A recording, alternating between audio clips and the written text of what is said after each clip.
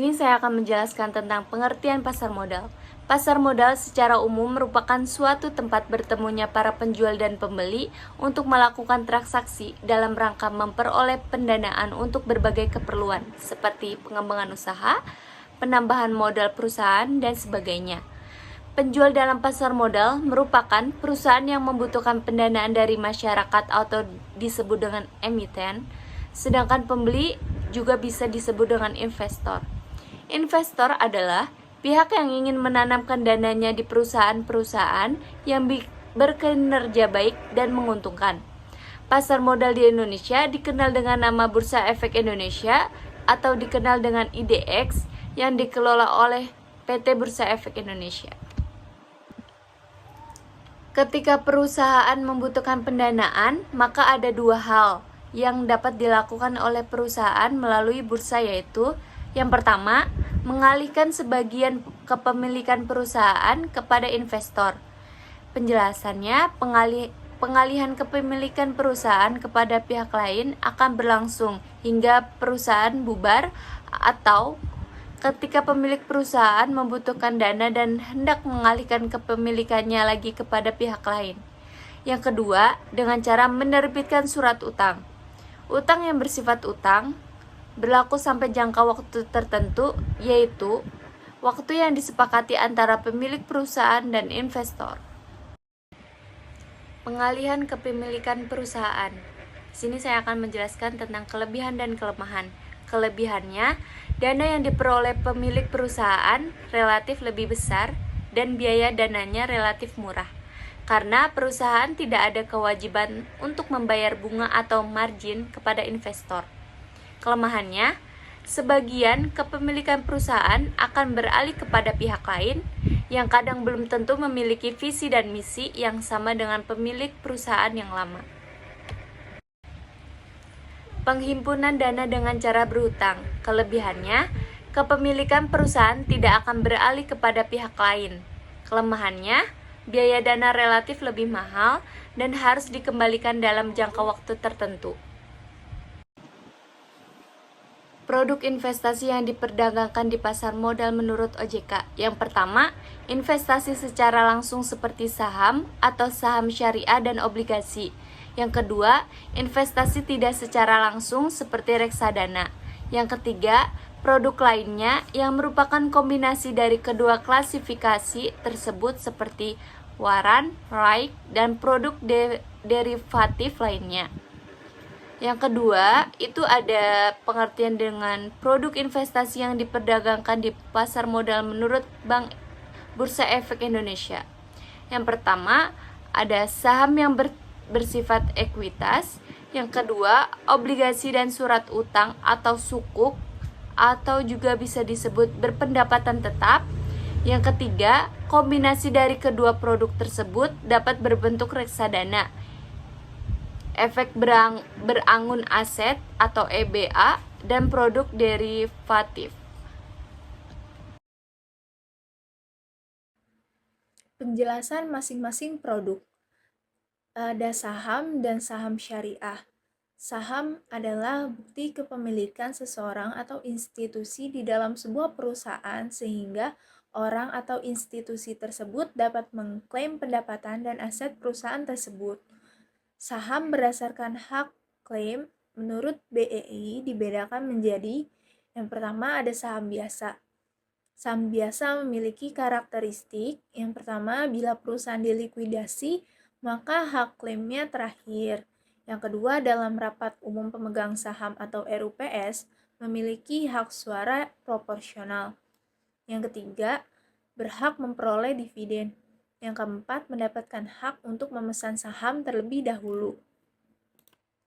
Yang kedua, ada saham preferen, memiliki karakteristik di antaranya, pertama, bila perusahaan dilikuidasi, hak klaimnya diprioritaskan. Yang kedua, dalam rapat umum pemegang saham atau RUPS, tidak memiliki hak suara. Yang ketiga, berhak memperoleh dividen dengan jumlah yang tetap. Yang keempat, mempunyai opsi dikonversi menjadi saham biasa. Aksi perusahaan terkait saham. Perusahaan yang melepas sahamnya melalui pasar modal dapat melakukan aksi perusahaan terkait saham, diantaranya hak memesan efek terlebih dahulu atau HMETD. Pemegang saham mendapatkan prioritas untuk membeli saham perusahaan termasuk efek yang dapat dikonversi menjadi saham dan waran yang diterbitkan oleh perusahaan tercatat sebelum ditawarkan kepada masyarakat. Selanjutnya ada waran. Perusahaan dapat menerbitkan efek yang memberikan hak atau jaminan kepada pemegang efek untuk memesan saham di suatu harga dalam tempo 6 bulan atau lebih terhitung mulai saat diterbitkan, dan efek ini disebut waran. Ya, selanjutnya ada saham syariah. Suatu saham dikatakan sebagai saham syariah bila perusahaan yang melepas saham ke pasar modal memenuhi beberapa kriteria yang ditetapkan oleh Dewan Syariah Nasional Majelis Ulama Indonesia atau DSN MUI. Perusahaan yang tidak mendeklarasikan dalam anggaran dasarnya bahwa aktivitasnya berprinsip syariah di pasar modal, namun memenuhi kriteria tidak melakukan aktivitas bisnis semisal yang pertama perjudian dan kegiatan yang masuk dalam perjudian. Yang kedua, jual beli yang dilarang menurut prinsip syariah. Yang ketiga, jasa keuangan konvensional atau bank dan lembaga pembiayaan. Yang keempat, perdagangan risiko yang di dalamnya terkandung unsur ketidakpastian atau asuransi konvensional. B. Obligasi adalah efek berbasis surat utang yang memberikan imbal hasil dengan jumlah yang tetap selama jangka waktu tertentu atau hingga jatuh temponya. Terdapat beberapa jenis obligasi menurut OJK, diantaranya 1. Lembaga yang menerbitkan. Diantaranya obligasi pemerintah diterbitkan oleh pemerintah pusat. Obligasi pemerintah daerah diterbitkan oleh pemerintah daerah, dan obligasi perusahaan diterbitkan oleh perusahaan swasta atau BUMN. Yang kedua, pembayaran kupon. Diantaranya zero kupon, yaitu pembayaran pokok dan bunga dibayarkan sekaligus pada saat jatuh tempo. Selanjutnya ada fixed kupon, yaitu pembayaran besaran bunga atau kupon tetap hingga obligasi jatuh tempo. Dan yang terakhir ada floating kupon, adalah pembayaran besaran bunga atau kupon ditetapkan berdasarkan suatu acuan atau benchmark tertentu. C. Sukuk. Penerbitan sukuk harus didasarkan oleh underlying aset, yaitu semisal proyek yang akan didanai dan skema atau akad yang dijalan dapat berbentuk musyarakah atau mudharabah, berbagi hasil dan kerugian atau jual beli dan sewa atau murabahah dan ijarah, serta penerbit harus memenuhi fatwa DSN MUI dalam menjalankan operasional usahanya. D. Ada reksadana, merupakan sarana yang dipakai oleh manajer investasi untuk menghimpun dana masyarakat yang akan diinvestasikan dalam portofolio efek. Reksadana menjadi pilihan bagi pemodal kecil, pemodal yang tidak memiliki keluangan waktu dan keahlian dalam menganalisis risiko atas investasinya. Assalamualaikum warahmatullahi wabarakatuh. Perkenalkan, nama saya Uliyatus Safira. Saya di sini akan menjelaskan apa itu reksadana. Reksadana merupakan sarana yang dipakai oleh manajer investasi untuk menghimpun dana dari masyarakat yang akan diinvestasikan dalam portofolio efek. Reksadana menjadi pilihan bagi pemodal kecil, pemodal yang tidak memiliki keluangan waktu dan keahlian dalam menganalisis risiko atas investasinya. Kemudian ada beberapa jenis reksadana. Yang pertama ada reksadana pasar uang, di mana kebijakan investasi reksadana jenis ini 100% pada efek bersifat utang yang jatuh temponya kurang dari 1 tahun. Kemudian yang kedua, reksadana pendapatan tetap. Investasi reksadana jenis ini pada sekurang-kurangnya 80% pada aktiva, yaitu efek bersifat utang atau obligasi agar menghasilkan tingkat imbal hasil atau return yang stabil. Kemudian yang ketiga, reksadana saham. Investasi reksadana ini pada sekurang-kurangnya 80% pada aktiva, yaitu efek bersifat ekuitas atau saham, agar menghasilkan timbal balik hasil return yang tinggi. Kemudian yang keempat, ada reksadana campuran, di mana investasi reksadana jenis ini pada efek yang bersifat ekuitas dan efek bersifat utang. Selanjutnya, pelaku-pelaku di pasar modal. Yang pertama ada PT Bursa Efek Indonesia.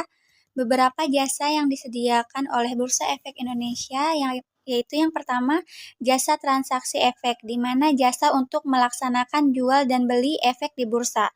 Kemudian yang kedua, jasa pencatatan, di mana jasa pencatatan saham dan obligasi yang diterbitkan oleh emiten.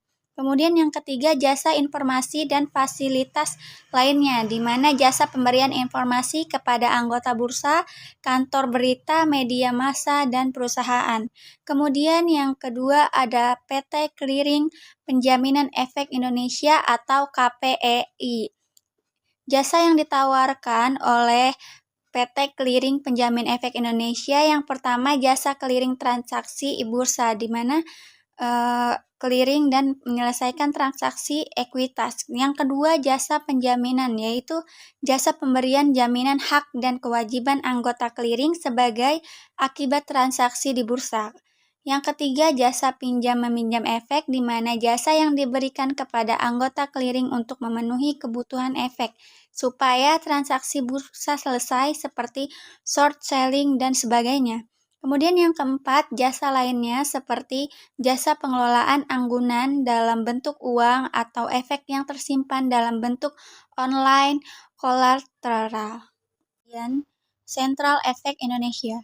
Peran dari PT Kustadian Central Efek Indonesia antara lain melayani jasa penyimpanan dan penyelesaian transaksi efek seperti pengelolaan aset, seperti pendaftaran, pembukaan rekening efek, penutupan, pemegangan rekening, dan sebagainya. Kemudian jasa kustadion seperti menyetor atau deposit efek atau dana, penarikan efek, dan rekonsiliasi efek atau dana. Kemudian yang ketiga, penyelesaian transaksi atau pemindahan buku, rekening, efek, dan dana di KSEI seperti penyelesaian transaksi bursa maupun di luar bursa. Kemudian yang keempat, tindakan korporasi, baik yang wajib ataupun voluntari. Kemudian yang kelima, jasa penyediaan infrastruktur investasi, pendaftaran produk investasi, pendaftaran data, nasabah reksadana, dan sebagainya. Lalu yang terakhir, jasa lainnya seperti ikhtiar, public offering, dan tender. Pelaku, lembaga, dan profesi penunjang di pasar modal. Yang pertama, emiten. Emiten adalah lembaga yang melakukan aktivitas penawaran efek atau melakukan penawaran umum untuk menjual efek kepada masyarakat menurut ketentuan yang diatur dalam undang-undang. Efek tersebut terbentuk surat berharga seperti surat pengakuan utang, saham, obligasi, tanda bukti utang, unit penyertaan, kontrak investasi kolektif, kontrak berjangka dan atas efek, dan lainnya. Kemudian investor. Investor adalah pemodal yang akan membeli atau menanamkan modalnya di perusahaan yang melakukan emisi. Sebelum membeli surat-surat berharga yang ditawarkan, para investor biasanya melakukan penelitian dan menganalisa tertentu. Dalam hal ini, investor dapat menjual sahamnya sebagian atau seluruhnya kepada pihak lain kapan saja di bursa efek. Pelaku, lembaga, dan profesi penunjang dikelompokkan menjadi 3, yaitu yang pertama, penjamin emisi efek. Ketika emiten hendak melakukan penawaran umum atau go public, maka emiten harus berkontrak dengan penjamin emisi efek dengan yang membuat kontrak dengan emiten dengan atau tanpa keharusan membeli efek yang tidak terjual. Secara umum, kegiatan penjaminan efek adalah penjaminan emisi efek dan aktiva lain terkait aksi korporasi yang akan atau sudah melaksanakan penawaran umum. Kemudian yang kedua, perantara pedagang efek atau pialang. Kegiatannya melakukan transaksi baik untuk kepentingan sendiri atau pihak lain dan pemasaran efek untuk kepentingan perusahaan efek lainnya. Contohnya Panin Sekuritas. Kemudian yang ketiga, manajer investasi. Manajer investasi melakukan aktivitasnya yaitu mengelola portofolio efek untuk nasabah tertentu yang didasarkan pada perjanjian pengelolaan dasar dan pengelolaan portofolio investasi kolektif untuk sekelompok nasabah tertentu melalui produk-produk seperti reksadana. Lembaga penunjang pasar modal. Yang pertama ada bank kustadian, di mana lembaga yang melayani jasa penitipan efek dan harta lain yang terkait dengan efek, juga menerima dividen, bunga, dan hak-hak lain, menyelesaikan transaksi efek dan mewakili pemilik rekening yang menjadi nasabahnya. Kemudian yang kedua ada Biro Administrasi Efek, di mana Biro Administrasi Efek bertugas mencatat kepemilikan efek dan pembagian hak yang terkait dengan efek. Secara umum, Biro Administrasi Efek wajib mengadministrasikan, menyimpan catatan pembukuan data dan keterangan tertulis yang berkaitan dengan emiten. Dalam hal ini adalah mengadministrasikan saham, meliputi mutasi saham atau pemindahan hak, pemecahan saham, dan penggabungan saham. Kemudian yang ketiga ada wali amanat, di mana wali amanat berperan sebagai wakil dari pemegang efek yang bersifat utang, yang merupakan surat pengakuan utang dari emiten dan para investor yang jumlahnya banyak.